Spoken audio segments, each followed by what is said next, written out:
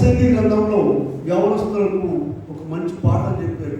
అయ్యా ఊరికే తాడు పెట్టి కట్టేసినట్టు ఉండవాకండి, ఎంజాయ్ చేయండి అని చెప్పారు. 11:9 చూడండి.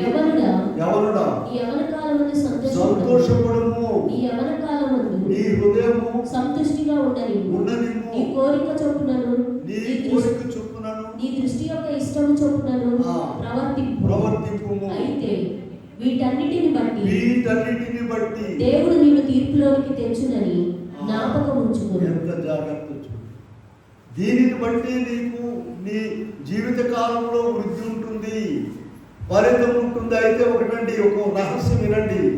మనుషులు వాళ్ళ జ్ఞానాన్ని బట్టి, తెలివితేటలను బట్టి, వారి యొక్క డబ్బును బట్టి, వారి యొక్క పరిస్థితులను బట్టి మంచి ప్రార్థన చేసి తల్లిదండ్రులు ఉంటారో అలా చక్కగా ఉంటారు అనుకోబాకండి.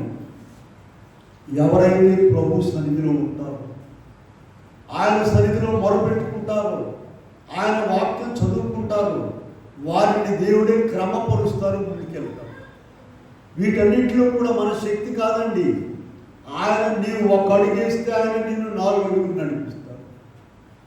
నువ్వు ఒక అడుగు వెనక్కి వెళ్ళినా కూడా ఆయన నిన్ను ముందుకు నడిపిస్తాడు.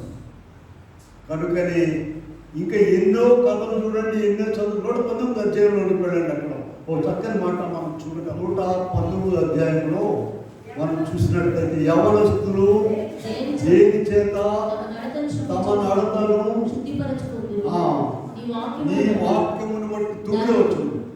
119 చాలా భారంగా ఉంటుంది. 9 వచ్చింది చూడండి. యవనస్తులు దేని చేత తమ నడత శుద్ధిపరచుకుందురు, నీ వాక్యమును బట్టి దానిని జాగ్రత్తగా చూసుకున్నట్టు చేతనే కదా. చూస్తారా? యవనస్తులు జాగ్రత్తగా